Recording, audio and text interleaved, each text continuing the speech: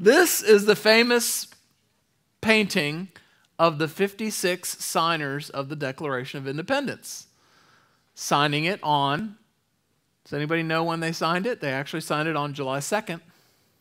Okay, it was published went to the printers and they published it on July 4th. But of the 56 people that signed the Declaration of Independence, of course, their famous signatures are at the bottom of the Declaration. And, John Hancock, of course, the most prominent. Thomas Jefferson's over here. Where is he? There you go. There's Thomas. And, they signed him with the states. There's John Adams. And I want to focus on this clause right up here. Okay?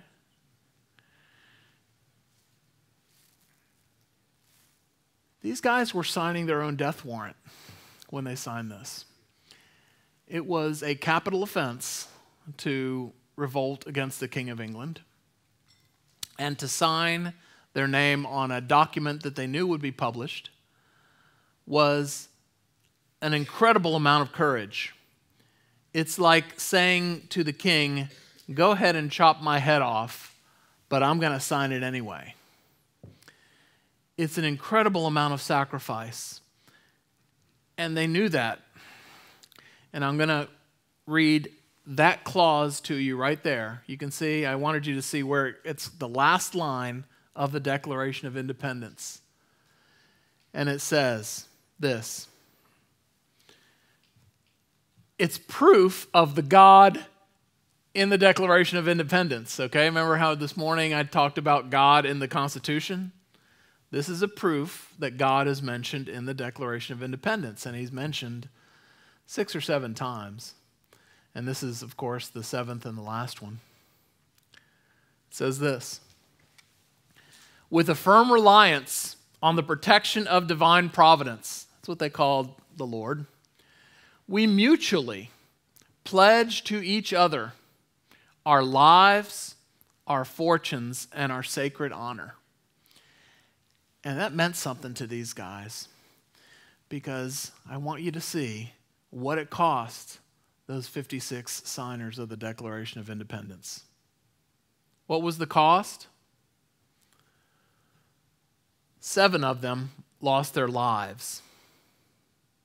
7 of the 56 lost their lives because they signed the Declaration of Independence. 2 of them lost their health. 5 of them were captured and made prisoners of war. 4 of them lost their wives during the battle for independence.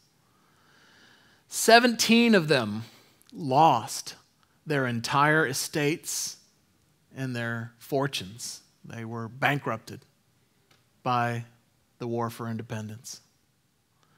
5 of them incurred heavy debt.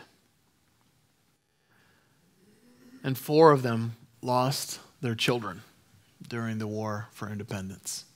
I'm going to give you an example of just one of these men, Mr. Abraham Clark. Mr. Abraham Clark's son was captured and made a prisoner of war. They didn't treat prisoners of war very good during the American Revolution. They basically starved him to death. And he was aware that his son was being starved to death. And they came to him and they said, look, Mr. Clark, we've gotten this message that if you will simply renounce the Declaration of Independence that you signed, that your son will be released in a prisoner exchange. We have to exchange him for a prisoner. And he said, no. My son knew what I was doing when he joined the Revolutionary Continental Army to fight against the British. He knew what he was doing, and he knew what I was doing too. And he said, no, I'm not going to do it. I will never renounce independence. They delivered his bones to Mr. Abraham Clark, and he never renounced the Declaration of Independence because he knew what it was to pay the price, the ultimate price. So we have to remember these supreme sacrifice that our founding fathers of this nation paid to obtain the highest degree of liberty that the world has ever known. And the liberty that we enjoy was because these men, 56 men, decided to sacrifice everything they could to secure the blessings of the liberty that we enjoy today. And that's what my wife told me I should share with you. Thanks.